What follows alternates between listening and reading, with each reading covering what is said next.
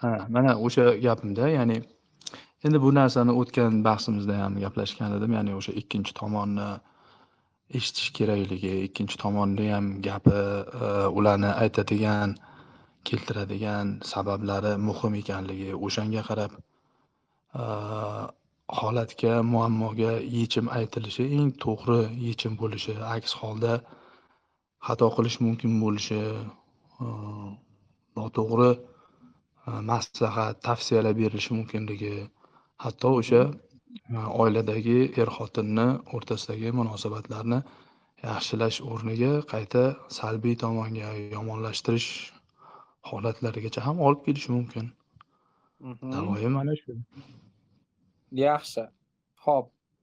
Endi siz o'zingizni tasavvuringizdagi Tohirjon Esonovni ishlash uslubini ayting-da va mana buni natijasida mana bunaqa holat bo'lsa, holat battar bo'lib ajrimgacha borishi mumkin degan anaqangizni keltirib bering, asosiysizni. Mana masalan, ayollarda, oilada ko'p aksar uchraydigan holatlar, ayol kishi o'zini erini, turmush o'rtog'ini menga nisbatan masalan anavi qiladilar deydi.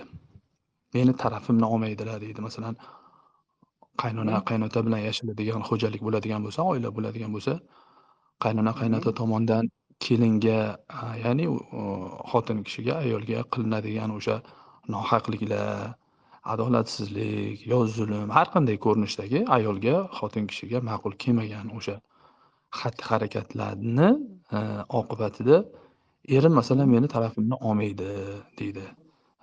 Men o'zimni yolg'iz his qilaman, xo'rligim keladi, masalan o'sha qadrim yo'q degan sabablar bilan masalan sizga murojaat qildi deylik. Mana shu holat, mana masalan, mana man ayol rolida deb tasavvur qiling. Mana shu mijoz sifatida sizga mana shu dardimni masalan oshkor qilyapman. Shunaqa holatda masalan nima yechim berasiz? Yo'q, uni men qanaqa yechim berishimni aytishimdan oldin, siz Tohirjon Esonovni ishlash uslubidagi kamchilikni toping-da, keyin mana buni natijasida siz mana shu oilaviy holatlarni battar qilib qo'yishingiz mumkin. Sababi siz ikkinchi tomonni eshitmagansiz deb turib asosiysizni keltirib bering, keyin men aka to'ppa-to'g'ri asosiysizni qabul qilaman. Lekin meni ishlash uslubim deb turib men qanaqa ishlashimni tushuntirib beraman. Nimaga desangiz, chunki masalan siz meni qanaqa uslub bilan ishlashimni bilmagan holatda shunaqa o'ylayotgan bo'lsangiz, bu tabiiy holat.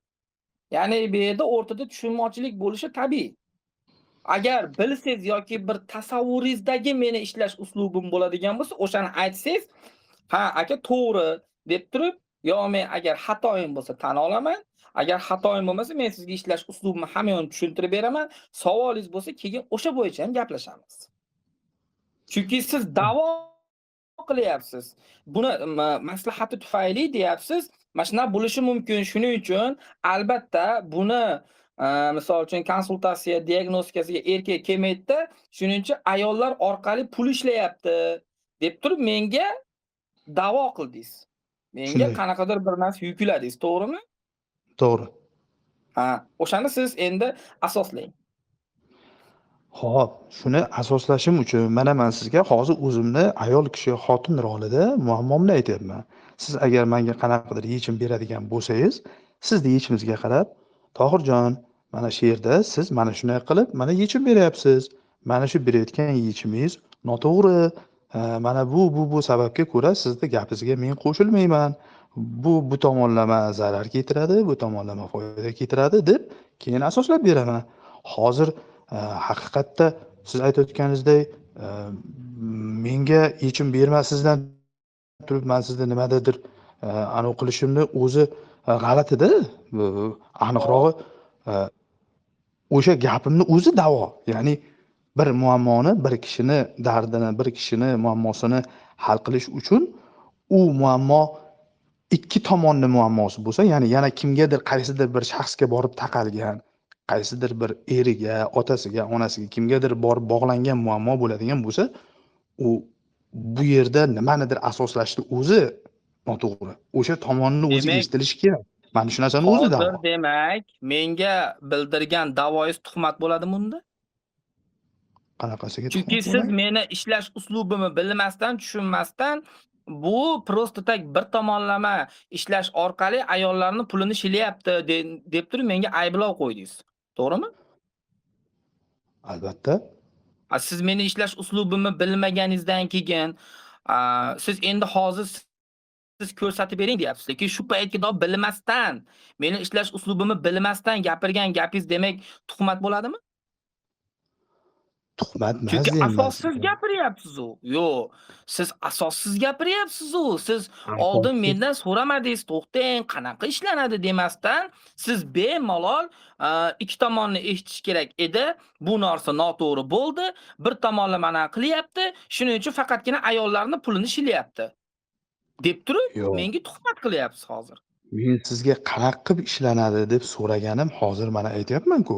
Men mana sizga Yo'q, hop. muammoyimni aytdim. Hozirdan oldingi Qanaqa yozgan ishlanadi deb mana gapingiz demak so'rayapman. tuhmat bo'ladimi? Unda oldingi yozgan gapingiz Qanaqasiga tuhmat bo'ladimi? Tohirjon, tuhmat degani bir narsani ko'rmasdan, bilmasdan turib, birovni nimagadir ayblash tuhmat bo'ladi, to'g'rimi? Hop, hozirgi gapingiz nima unda? Bir narsani ko'rmasdan, bilmasdan mana bemalol bu yerda mana qilyapsiz mana erni eshitish kerakligini biladilar, lekin u Ha, uje xo'p. oldiga bormaydi.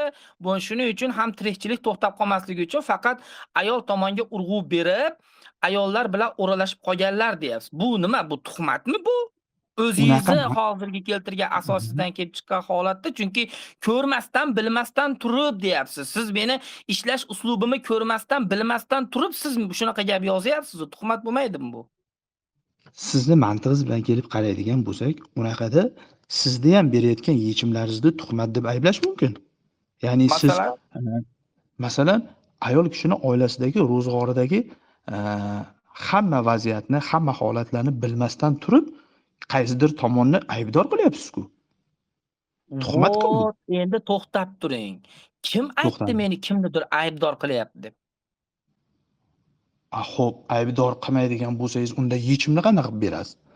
O'rtada muammo bo'lsa, muammo Ha. chiqishiga kimdir aybdor bo'ladi, to'g'rimi? Masalan, mana men hozir Kimdir aytdim. aybdor Aynan. bo'ladi, lekin meni Ha. sohamda aybdor qidirilmaydi. Aybdor qidirilmasa, unda yechim qanaqa bo'ladi? Ana meni qanaqa qilib yechim berishimni bilmasdan siz bemalol bu yerda ayollarning pulini shilayotgan insonga chiqarishingiz bu adolatdanmi? Oldin shuni hal qilamiz, keyin men qanaqa qilib yechim berishimga o'taman men. Adolatdanmi deb aynan savolingizni qaytaring. Siz mana unda qanaqa qilib yechim berasiz deyapsiz, to'g'rimi? Ya'ni aybdorni topmasdan qanday qilib siz yechim berasiz deyapsiz. Demak, bundan kelib chiqadiki, siz meni ishlash uslubimni qanaqa yechim berishimni bilmagan holatda bu faqat bir tomonlama ishlab ayollarning pulini shilyapti degan gapingiz menga nisbatan aytilgan gap shu adolatdanmi? Bo'ldi, adolatdan emas deb hisobladik shuni. Xo'p. Adolatdan emas. Siz menga tuhmat qildingiz hozir, to'g'rimi? Shunday deylik. Yo'q, shunday deylik emas. Siz Mayli, birinchi xo'p, tuhmat qildingiz. Bo'ldi. Tuhmat Hozir endi qildingizmi menga? suhbatimiz cho'zilib ketmasligi uchun mayli, siz Yo'q, cho'zilmasligi uchun emas. Bu yerda aniqlik. tuhmat qildim. Bo'ldi, Siz tuhmat menga qildim. tuhmat qildingiz, to'g'rimi? Shunday. Xo'p, shunday. Bo'ldi. Tuhmatingiz uchun uzr so'rang. Uzr so'radim tuhmatim uchun. Xo'p, keyinchi? Bo'ldi. Bu masala yopildi. Xo'p, endi sizga hozir men o'zim ta'riflab beraymi yoki men yerdagi bitta imенно siz xohlagan muammosi bor ayolni diagnostika qilib turib men qanaqa qilib ishlashimni ko'rsatib beraymi? Qaysi yo'lni tanlaysiz? Xohlagan ayolingiz emas. Mana men sizga o'zi xuddi o'sha ayol rolida mana savol beryapman deyapman. Ayol Shu rolida holatni mana yechib bo'ladigan bo'lsangiz, xo'p bo'ladi, qarang. Ayol rolida bo'ladigan bo'lsangiz, aksari muammolar, ya'ni eng ko'p murojaat qilinadigan muammolar imенно kutuv bo'ladi. Ya'ni kutuvni natijasida muammo kelib chiqadi er-xotinning o'rtasidagi. Ya'ni erni e'tibor bermasligi, erdan himoya kutish va hokazo va hokazo va hokazo hammasi kutuv. Kutuvning orqasida nima turadi deydigan bo'lsa, bog'lanib qolish. Bog'lanib Mhm. qolishni orqasida nima turadi deydigan bo'lsa, hissiy qaramlik. Hissiy qaramlik bu nima deydigan bo'lsa, hissiy qaramlik bu o'sha nima deydi, o'zini kayfiyatini, o'zini qadrini, o'zini bahosini erini munosabatiga bog'lab qo'yish. Ya'ni Hop. erim menga yaxshi munosabat qilsa yoki bo'lmasam xiyonat qilmasa, yoki bo'lmasam har doim menga e'tibor bersa va hokazo va hokazo va hokazo. Ya'ni ichida bir dunyo o'zini shartlari bo'ladi. Keyin men Mhm. baxtli bo'laman, keyin men o'zimni bir qadrli ayol kabi his qilaman degan narsaga qadaladi. Konsa konsof. Ha, Mhm. endi demak muammo nimada bo'lyapti? Aslida ayol eridan shunchaki e'tibor kutayotgani yo'q. U aslida e'tibor orqali o'zini qadr-qimmatli bo'lishini xohlayapti.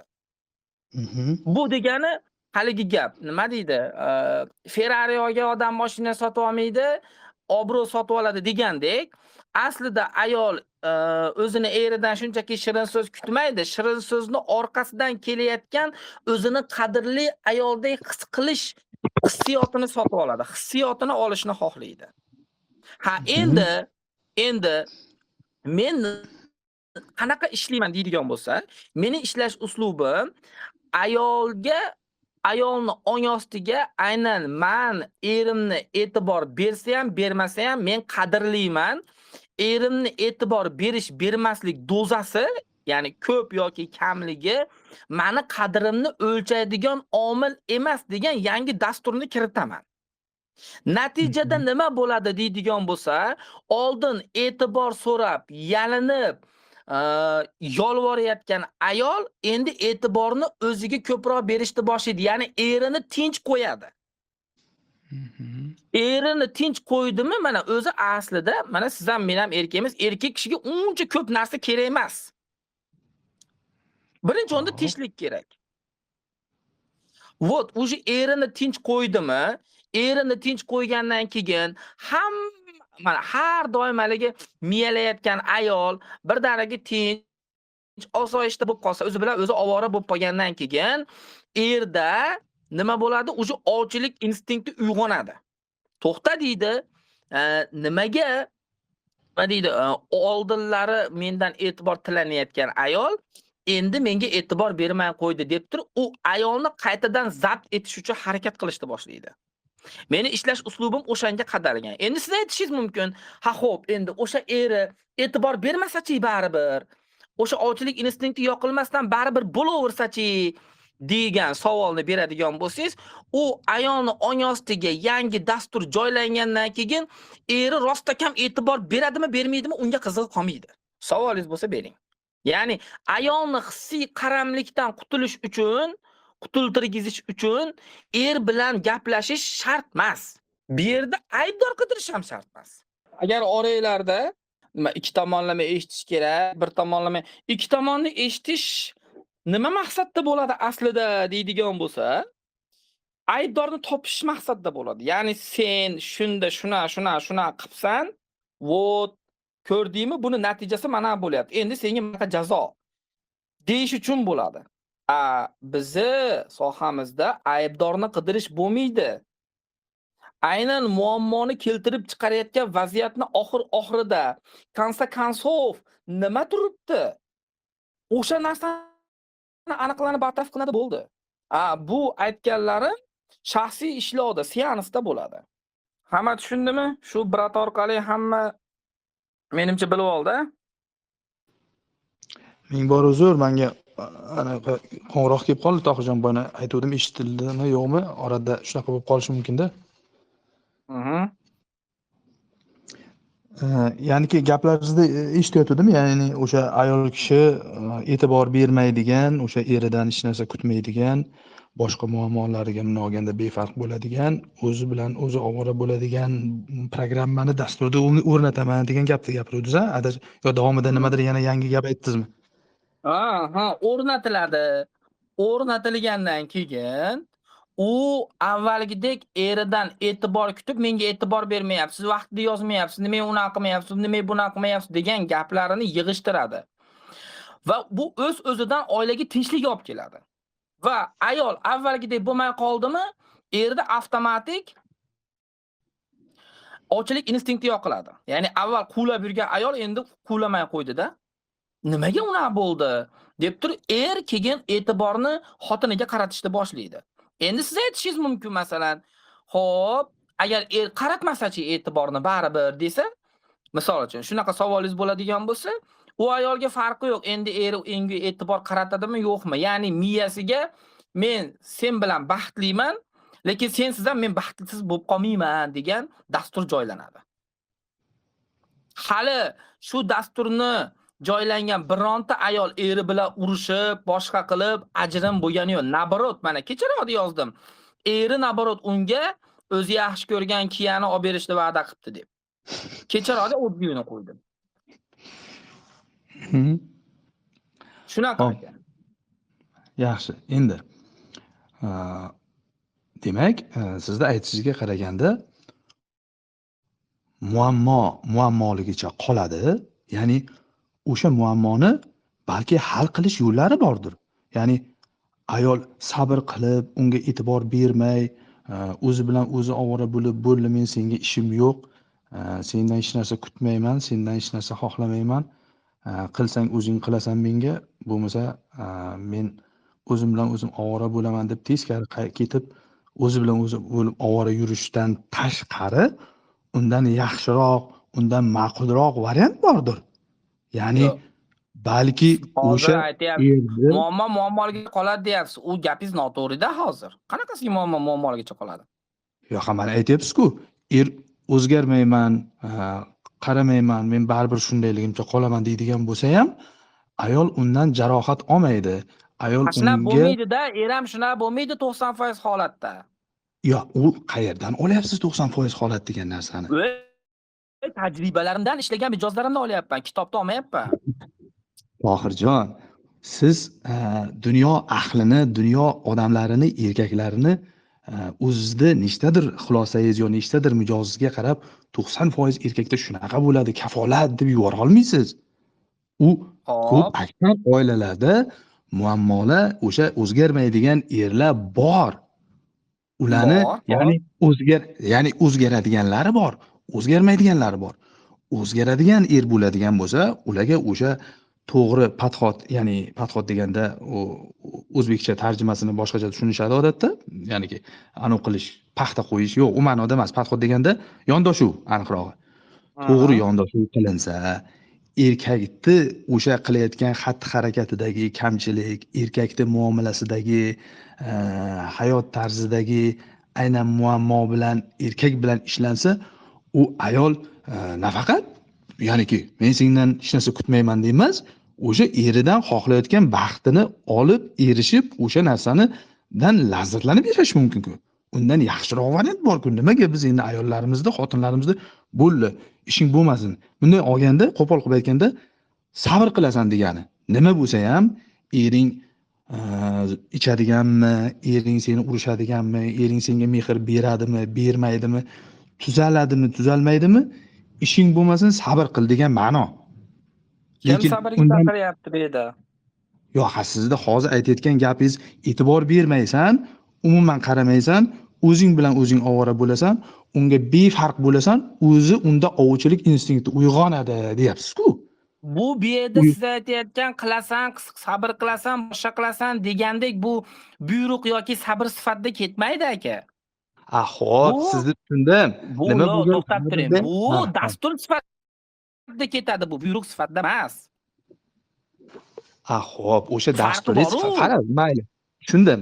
Sizning dasturingiz, ya'ni o'zingni asabingni buzmaysan, o'zingizga umuman ko'nglingizga tekkizmaysiz, olmaysiz, undan kutmaysiz.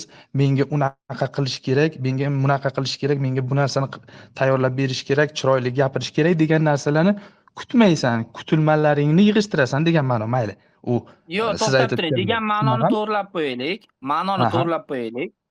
Degan ma'no bo'lmaydi, balkim o'zi shunaqa insonga aylanadi xarakteristikasi. Xo'p, aylandi deylik. Mana aylandi. Endi aylangandan keyin men sizga shuni aytayapman. aylanishdan ko'ra, undan ko'ra, ya'niki asl muammoni mohiyati, ildizi qaysidir xatti-harakat yengilroq, osonroq bo'lgan, ya'ni o'zini qurbon qilishmasda, kutmaslik, Bitta kim erini aytyapti erida qurbon bo'lish deb? erini ovchilik instinktini uyg'onishini kutadimi ayol? Kimdadir u bir haftada Kutmaydi shuni. uyg'onadi. Kutmaydi-da. Ha, nima qiladi? Kutmaydi.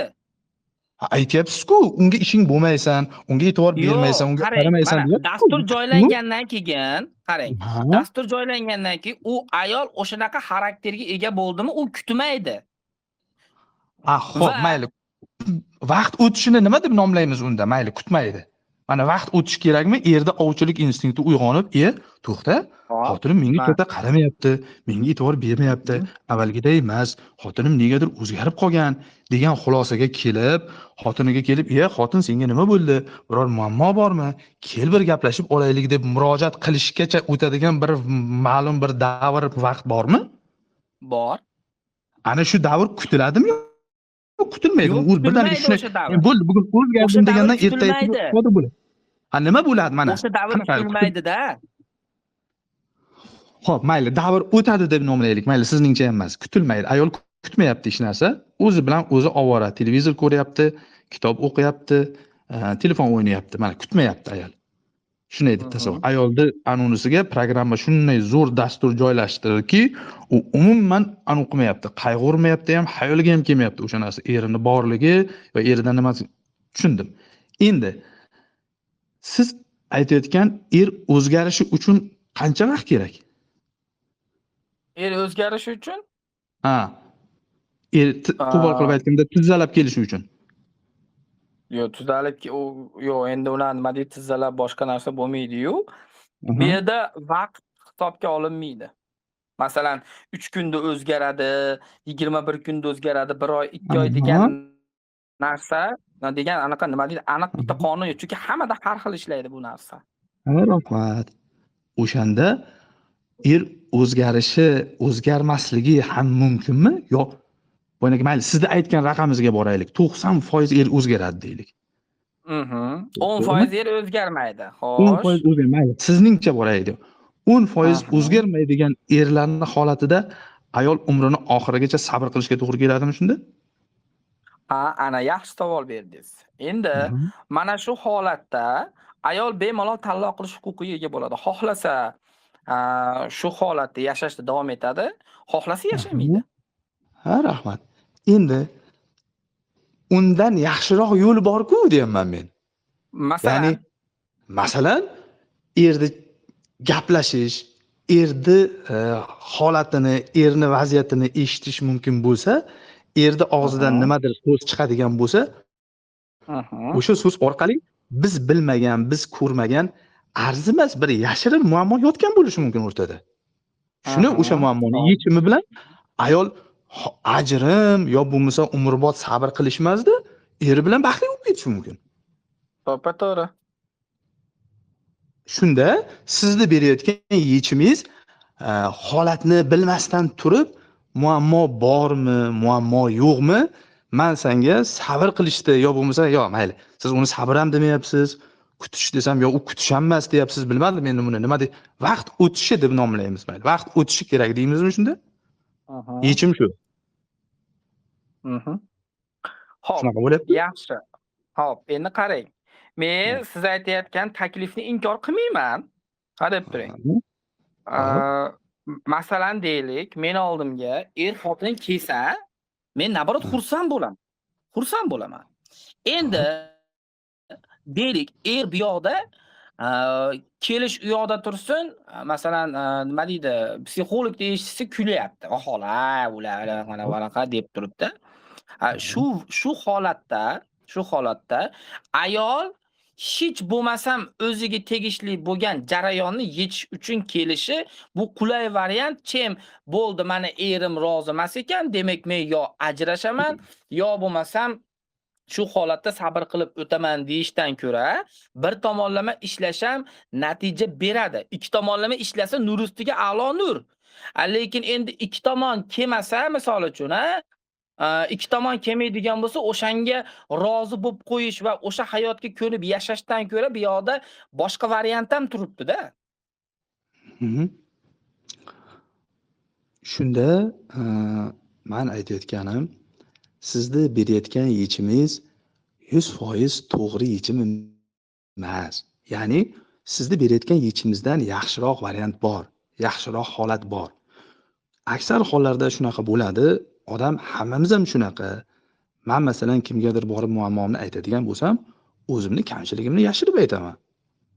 Siz ham borib Hop. kimgadir o'zizni anaqangizni aytadigan bo'lsangiz, dardingizni aytadigan bo'lsangiz, kimdandir shikoyat qilgan bo'lsangiz, o'zingiznikini iloji boricha aytmaslikka yo yumshatib aytishga harakat qilasiz. Xuddi shunga Hop. o'xshab, sizga ham murojaat qiladigan ayollarda holatlar bo'lishi mumkin. U hamma deyotganim yo'q. Ayrim ayollar Mhm. o'sha muammoni, ya'ni o'zidagi muammoni aytmasligi, o'zidagi bor muammoni yashirib qolishi yo bo'lmasa eridagi qaysidir muammoni ko'rmay, uni inobatga olmasligi holatga boshqacha yondashishga qarab ketib qoladi. Hop, endi qarang aka. Masalan, bir ayol aytayapti, menga erim e'tibor bermayapti degan ayol. Hop, misol uchun deylik, o'sha ayol ham o'shanga loyiq ish qilmayotganligi uchun eri unga e'tibor bermayapti deb olaylik, sizni talqiningiz bo'yicha, to'g'rimi? Aha, shunaqa. Hop. Endi bu yerda o'sha erga bog'lanib, erdan kutadigan narsani a, nima deydi? Neytrallashtirish uchun u ayol rost gapiryaptimi, yolg'on gapiryaptimi, u chetga chiqadi. Muhimi uni orqasidagi turgan hissiyot rol o'ynaydi. Masalan, a, bir ayol aytdi, misol uchun, erim e'tibor bermayapti va hokazo. Men so'rayman, ha, xo'p, nima voqeadan keyin boshlandi? Mana voqeadan keyin. Xo'p, siz nima dedingiz, u nima dedi? Misol uchun aytaylik, men manaqa deganimdan keyin bunaqa dedi. Yoki bo'lmasa, misol uchun mana oddiy odam eshitsa ham, voqelikni eshitsa ham u gapni yashirib qolyaptimi, boshqa qilyaptimi, bilinib qoladi-yu, masalan. Deylik, e'tibor bermadi. Xo'p, shu paytda nima deysiz siz? Deydigan bo'lsam, ha nimaga menga e'tibor bermayapsiz? Yoki bo'lmasam telefonni kovlayman, janjal chiqaraman deydi o'zi ochiq-oydin. Ha natijada nima bo'ladi? Manaqa holat bo'ladi. Ha xo'p, endi o'sha mana demak janjal keltirib chiqarayotgan omil nima bo'lyapti? Telefonni kovlashmi? Ha, xo'p. Endi telefonni kovlashga majbur qilayotgan narsa nima? deb turib uni orqasidagi fikr va hissiyotga qarab ketiladi. Ya'ni bu yerda shunchaki so'z emas. Oddiy kichik so'zni orqasida turgan hissiyot, o'shani qilishga ta'sir qilayotgan hissiyotni topishga qarab ketiladi. O'sha orqasida turgan boshqa muammoni siz to'liq ko'ra olmaysiz, uni baho bera olmaysiz. U yana kelib masalan erim telefonga e'tibor beryapti, telefonga mukkasidan ketib qolgan, boshini ko'tarmaydi degan narsani aytganda, u qancha vaqt ko'tarmayapti? Masalan, ertalabdan kechgachami, 6 soatmi, 3 soatmi? U tasavvurdagi ayolni, ya'ni his hayajonda, o'sha agressiyada, eridan xafagarchilik, yomon negativ kayfiyatda bir narsani so'zlab aytib berayotganda, ko'pincha holat asl holatdan farq qiladi.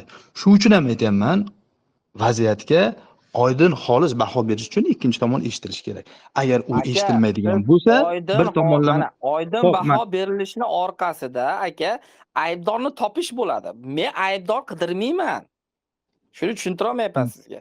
Yo'q, tushundim uni gapingizni. Aybdor qidirmasangiz, unda o'sha boyagi xulosamiz bo'lib qoladi-da. Ya'ni nima bo'lgan taqdirda ham kutma hech narsa. Kutma. Umuman. Ering anu qilasan, men bergan tavsiyalarni bajarasan, undan hech narsa kutmasdan yashaysan, o'zgaradi. 90% o'zgaradi. Mana shu gapda, uni olganda, shuni. U 90% ni masalan xohlasangiz, 90% xohlasangiz 99 ham deyishingiz mumkin menga. Ya'ni 100 ta erkakdan bittasi o'zgarmay qolishi mumkin deyishingiz mumkin. Men u gapga hech qanday qarshilik ko'rsata olmayman. Ha, to'g'ri. Endi qarang aka. Xo'p, mayli, uni sonini olib tashlaylik.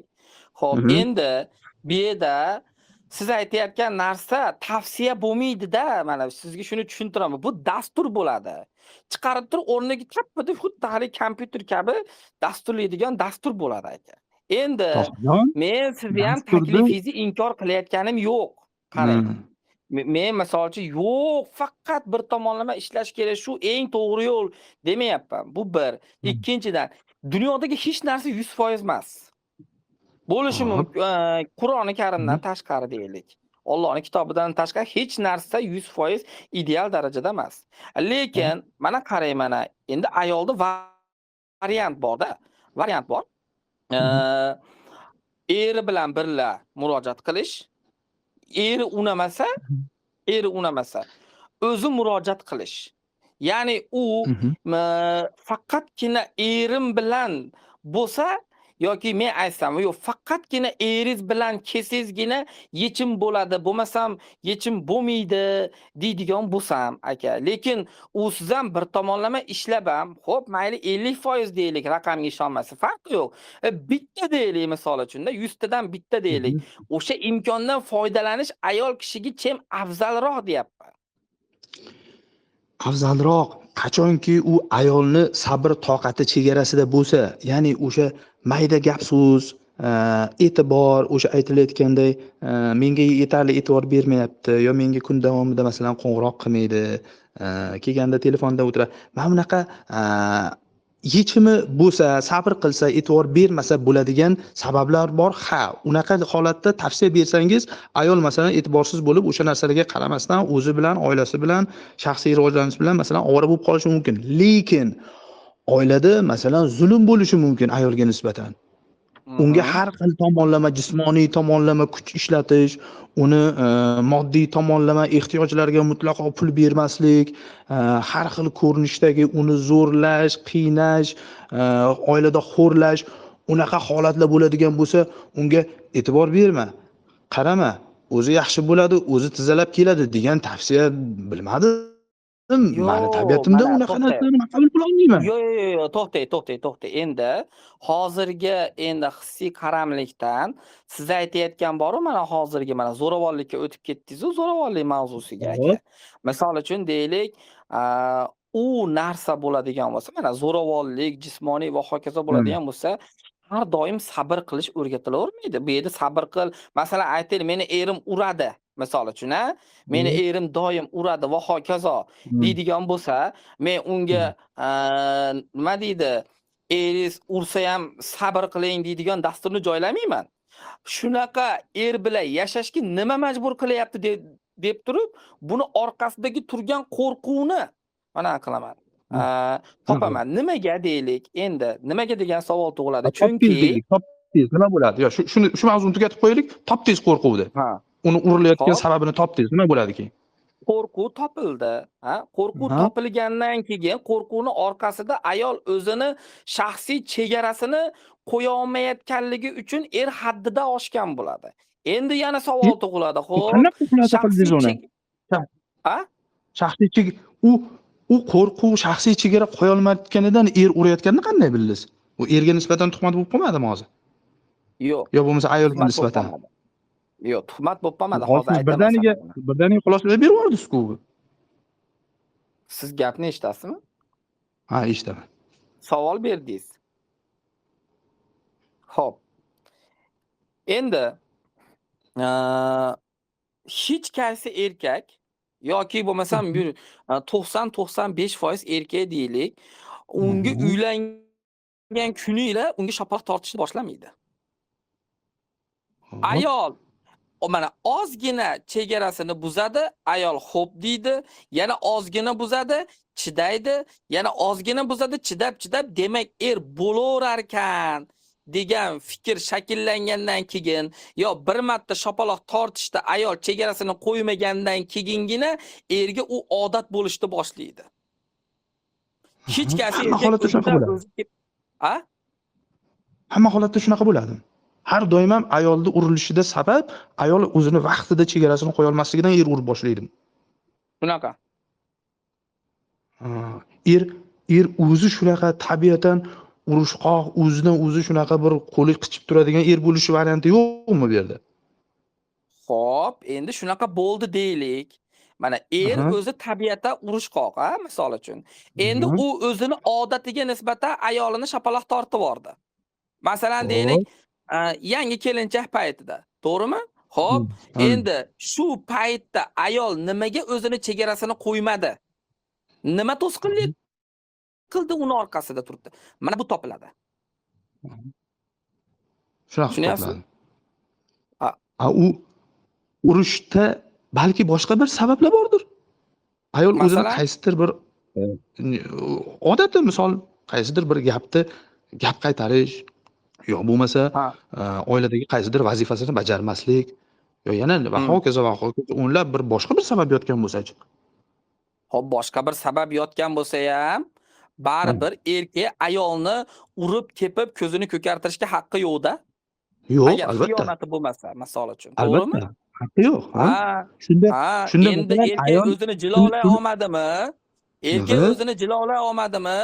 Demak, o'sha Mhm. paytda ayol kishini sabr qilishga nimadir nima deydi, majbur qilgan bo'ladi. Misol uchun, men hozir bir narsa desam, yomon kelin bo'lib qolsam-chi, hozir bunga qarshi chiqadigan bo'lsam, meni haydab yuborsa-chi, uyimga sig'mayman-u degan bir dunyo qo'rquvlari bo'ladi. Ha, Keyin hop, o'sha men qo'rquv shuni bilan ishlanadi. so'rayapman. Ha, qo'rquv bilan ishlanadi. Hozir ayol o'zini xatti-harakatida, xarakterida, gap so'zidagi kamchilik, muammoni hammasini ochiq, oydin, oshkor aytmasdan qaysidir muammo qolib ketsa-da, o'sha Hop, muammoni oqibatida er unga qo'l ko'tarayotgan bo'lsa, siz bilmay ha, qoldingiz. Masalan, ayoldan hammani xotindan so'radingiz. Sen eringga qanday muomala qilasan? Kun davomida eringga nima ishlar, qanaqa xizmatlarni qilasan dedingiz. Hamma narsani to'kin sachin aytib berdi. Xo'p, hmm, o'zingni xarakteringdagi kamchiliklaring nima dedingiz? Meni xarakterimda masalan qiziqqonman, tez gapirib qo'yaman, unaqa u muammolarni ham aytdi. Endi hmm, o'sha hamma narsani aytib so'zlab bo'lgandan keyin bitta muammo qoldi. Ya'ni o'sha mhm. muammo uchun er shu xotinni masalan yo kaltaklayapti, yo pul bermayapti, yo bo'lmasa mehr ko'rsatmayapti va hokazo sabab. O'sha muammoni Shunda ayol menga nima tavsiya aytgan beramiz? bo'ladimi? Yo'q. Xo'p, qarang. O'sha Aytmagan muammoni bo'lardi. ayol menga aytmasdan yashirib qo'ygan bo'ladimi o'zining muammosini? Yashirib qo'ygan emas. U o'zi tabiatan xohlamay ham aytgan bo'lishi mumkin, qasddan ham yashirgan bo'lishi mumkin. Odamning xarakteri Ana hammani tabiati endi har xil.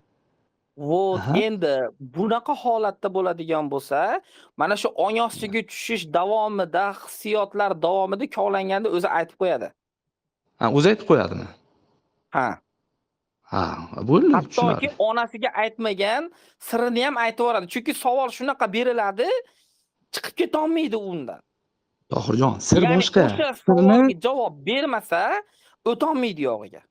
Tohirjon, sirni odam yorilib aytadi birovga. Ya'ni bo'shanish uchun, yengil tortish uchun sirni aytganda bir ichidagi bir o'sha qayg'u g'uborlari bir og'ir bir yukdan bo'shash uchun ham aytadi. Lekin odam o'zidagi kamchilikni o'zi ko'rmasligi mumkin.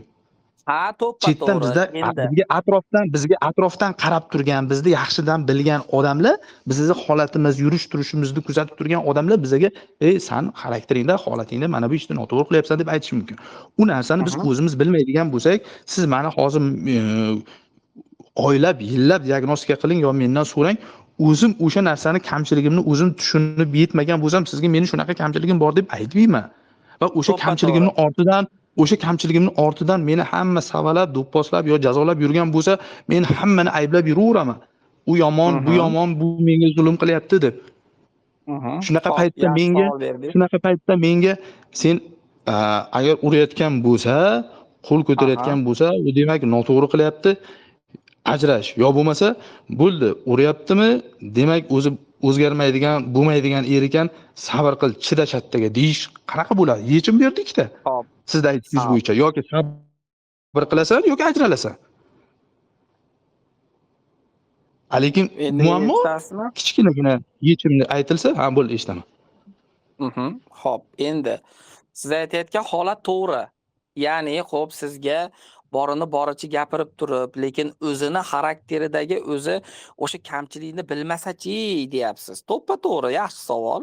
Lekin qarang, birinchidan, uje o'sha muammoni keltirib chiqarayotgan sababni topish uchun ong ostiga tushib ildiziga borganda o'sha ko'rinmas sabab ham birga uje chiqib ketib bo'ladi. Misol uchun aytaylik, bitta ayol mana xo'p, bolalariga baqiroq deylik. Uni nima deydi? Baqiroqligi, lekin aybligini o'zi ham bilmaydi. Lekin baqiroqligini orqasida eri bilan munosabati yomonligi turibdi. Ha, o'shani uje uzib tashlansa, u yog'i ham uzilib ketadi uje. Tushunyapsizmi?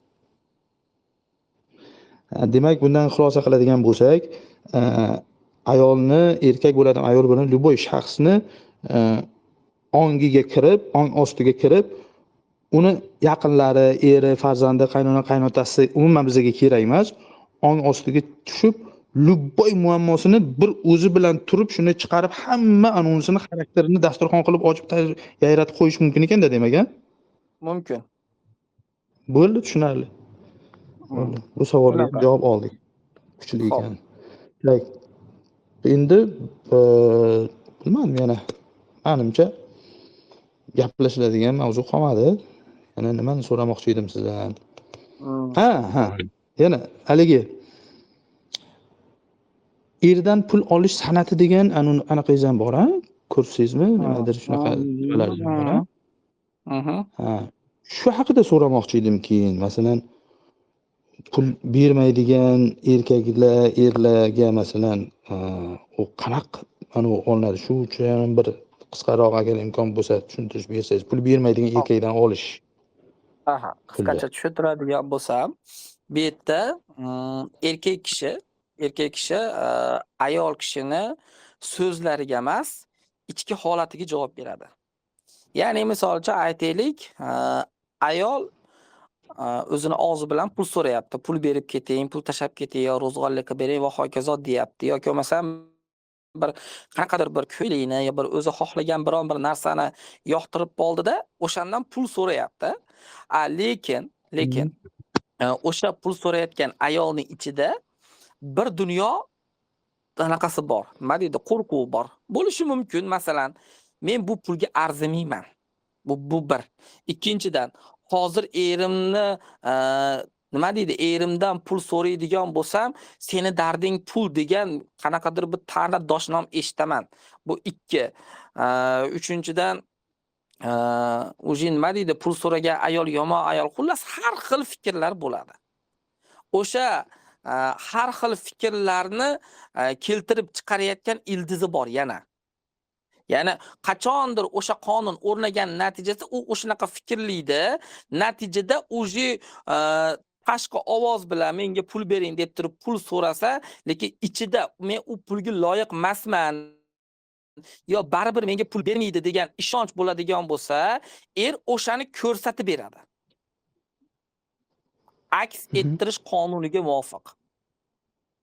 Ha, endi u kursda nima o'rgatilgan deydigan bo'lsa, o'sha ichki holatni bartaraf qilish tushuntirilgan. Shunaqa. Qanaqa bartaraf qilinadi? Yo'q, aka, endi u sizni har bittasini anaqa qilavermayman. Bo'ldi, xo'p. Anaqa.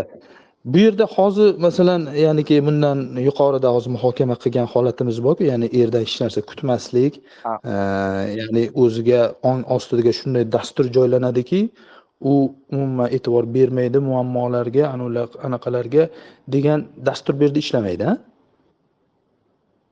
Qaysini ishlamaydi deyapsiz? Mana masalan o'sha er pul bermayapti, pul so'rayapti, ehtiyojlariga ko'ylagimga deyapti, pardoz andozim yo yana nimadir boshqa xarajatlarga pul so'rayapti. Er bermayapti, yo'q, masalan, bermayman, kerak emas narsa degan xil sabab bahonalar yo'llarni keltiryapti. Shunaqa holatda shu narsaga e'tibor berma, bo'ldi, bermasa bermasin degan u unaqa noto'g'ri qoida, u noto'g'ri yondashuv, to'g'rimi? Qanaqa bo'lsa ham pul olish kerak shunda erdan, to'g'rimi? Dasturda maqsadi ham, nomi ham shu o'zida, to'g'rimi? Erdan pul olish san'ati. Xo'p, erdan pul olish san'atida mana shu inson o'z ustida ishlash orqali, masalan, haligi nima deydi? Yengil dastur, ya'ni ildizi uncha sayoz bo'lmagan, shunchaki tushunchani bartaraf qilish orqali yechilib ketadigan muammolar bor. Va чтобы uni mutaxassis eng ildiziga tushib, haligi go'yoki nima deydi, xuddiki bemorni operatsiya qilgandek, o'shanaqa qilmaguncha bartaraf bo'lmaydigan muammolar bor. O'shaning uchun u kurs dasturni almashtirishga emas, balkim shunchaki tushunchalarni yangilashga qaratilgan. Masalan, mana individualni ishlash bilan kurs umuman nima deydi, bir-birini o'rnini bosolmaydi. O'shaning uchun men anchadan beri kurs yozmay qo'yganman. Yo'q, yaqinda adashmasam kuzatuvdimda kanalingizni, shu narsani aniq qilganingizda, targ'ib qilganingizda shunga hayron Eldan qoldim. pul olish san'ati. U Yo'q, u kursga 2 yilmi, 3 yilmi bo'lgan aka. ha, adashayotgan bo'lishim mumkin. Ha, shunaqa. Hozir kitob Shunda yozyapman aka, kitob. Shu. Shunda xo'p, endi bir itok xulosa qilib oladigan bo'lsak, muammosi oilaviy munosabatlarda dardi bor ayollarni hammasiga ham yechim yo'q demak, shundaymi? Hammasiga ham yechim yo'q. Ya'ni muammoni bartaraf qilmaymiz, muammoga e'tibor bermaysiz prosta. Yo'q, Shunaqa qarang. xulosami? Muammoni bartaraf qilmaymiz desak noto'g'ri bo'ladi.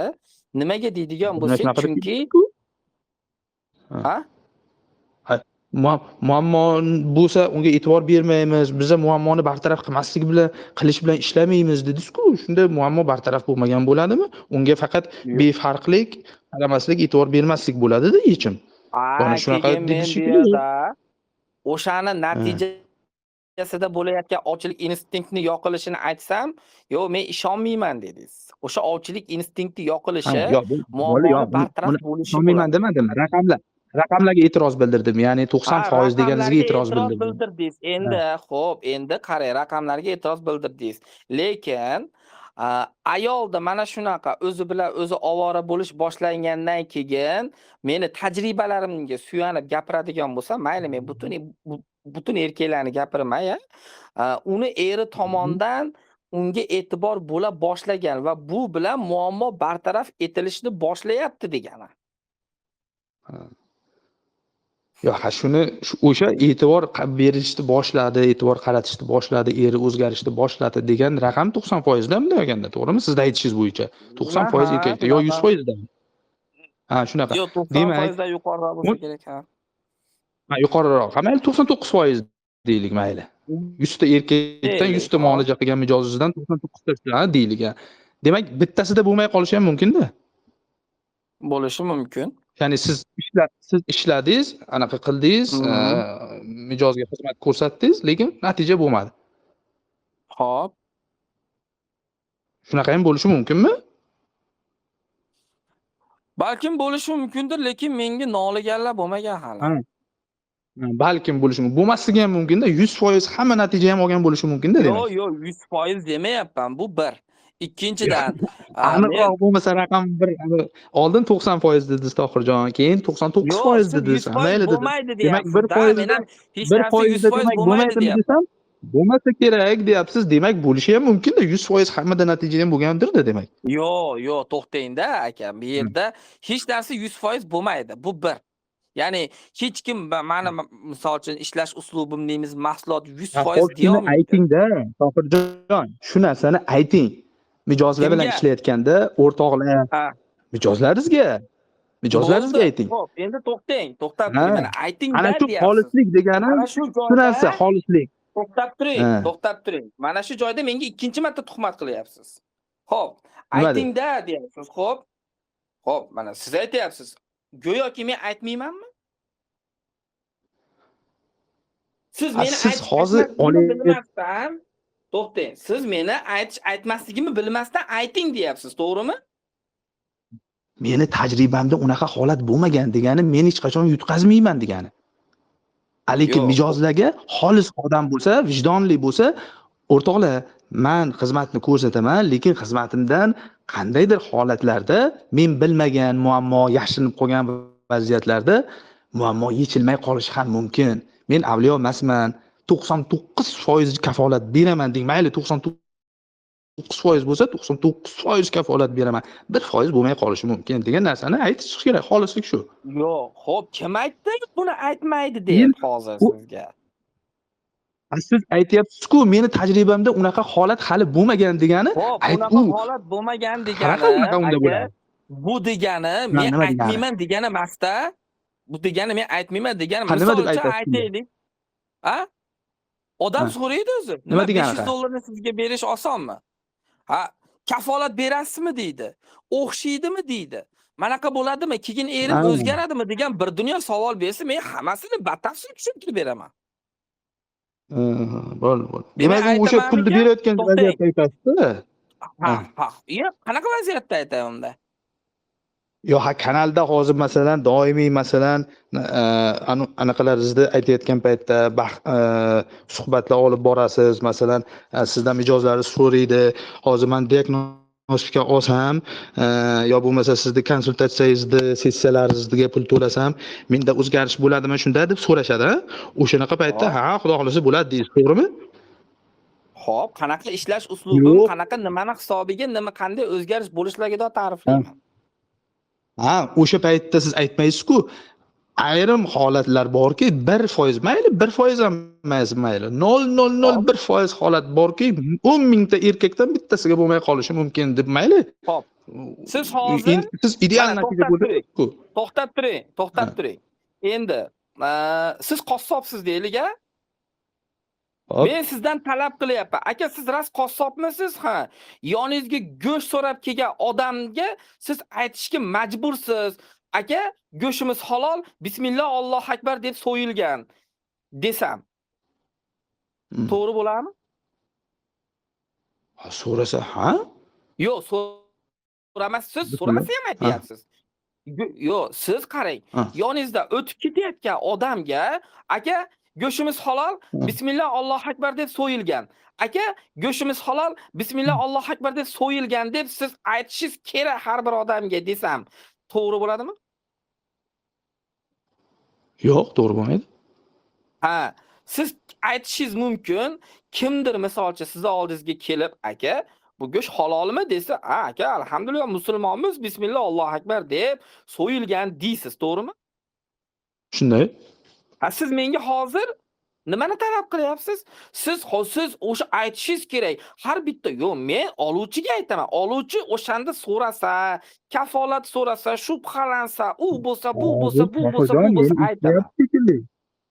Mijozlari sizga primoy efirda mijozlar, klientlar sizga imminna savol qo'yadi. Menda shunda natija bo'ladimi deb konkret sizdan so'raydi-ku. Xuddi qassobdan moling so'yilgan, halol qo'yilganmi deb so'ragani kabi so'raydi sizdan. O'sha so'ragan paytda qaysi biriga aytmadi? bitta aytgan zapsizni keltirib bering, ha? Bo'ldi. Men mana shunaqa holatlar bo'lgan, ba'zida bilmay qolgan holatlari ham bo'lgan menda degan. Yo'q, to'xtab turing. Xo'p, to'xtab turing. To'lov qilayotgan paytda so'rasa aytiladi. Ha, to'lovda so'rash kerak. U primoy efirlarda so'rasa unga javob bermaysiz, ha? Unaqa qilib. Primoy efirda so'rasa nima anaqasi bor? Unga men manaqa bo'lib, bunaqa bo'lib, nima har bitta odamga men buni отчет berishim kerak. Masalan, to'xtab turing. Siz qassobsiz. Go'sht nech pul desa, to'xtab turing endi. Go'sht nech pul desa, aka, go'shtning narxi buncha, halol so'yilgan, bismillah, Allohu akbar deb pichoq tortilganda har biriga aytishingiz kerakmi? Yo'q. Ha, bo'ldi-da, men ham shunaqa. Sizga so'raganini so'rayapman. So'rasa javob beraman, lekin sizdan so'rasa ham javob bermagansiz. Endi aytyapsiz, ha menga pul to'layotgan paytda aytaman deyapsiz. Qaysi efirda, to'xtab turing. Qaysi efirda kim meni oldimga savol tashadi? Aka, men sizga yozilsam, natija bo'ladimi, bo'lmaydimi, manaqa holat bo'ladimi, bo'lmaydimi dediki, men bu yerda savolni aylantirib yordim yoki 100% bo'ladi, hammasiga javob beraman deb yolg'on gapirdim. Yo'q, men tuhmat qildim sizga. Hech kim unaqa sizga hech qachon hali savol bermagan. Menda natija bo'ladimi degan savolni hech qachon bermagan. Shunday. Ikkinchi marta tuhmat qildingiz. Uzr so'rang. Eshitib turganlar biladi kim sizga qanaqa savol berayotganini. Doim ham ayollar so'raydi. Ikkinchi marta menga tuhmat qildingiz, to'g'rimi? Ikkinchi marta menga tuhmat qildingiz-a? kinoya bilan gapiryapman, tuhmat qildin deb. Sizga kerakli gapni gapiryapman. Yo'q, Siz mendan shu to'xtang, narsani kerakli eshitishni xohlayapsiz, men sizga nima aytyapman. kerakli, nima 5 keraksizligini marta siz hal qilmaysiz-da. To'xtang. Siz menga tuhmat qildingizmi hozir? Tuhmat qilgan bo'libsizmi? Xo'p, shunday deydi.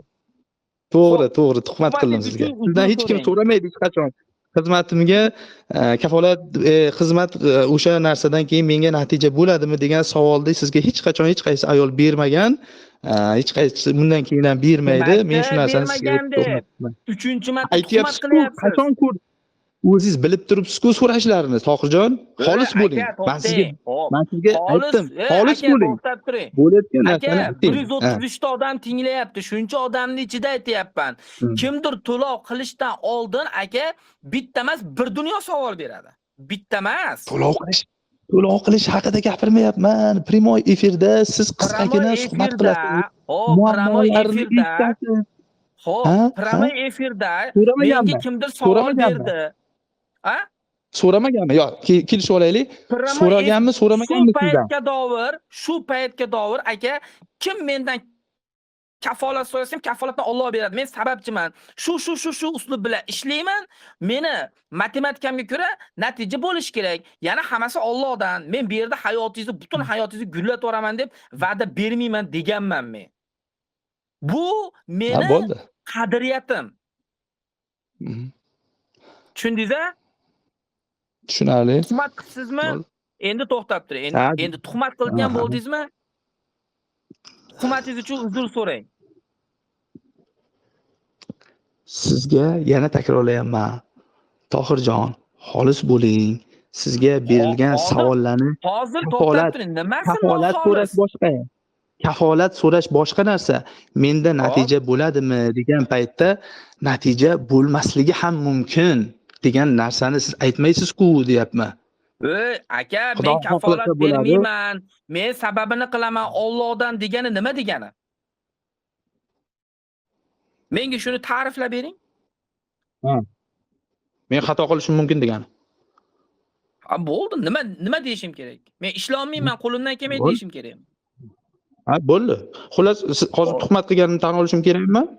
Tuhmat qilganingizni tan olasiz, uzr so'raysiz, mashinchi odam ichida.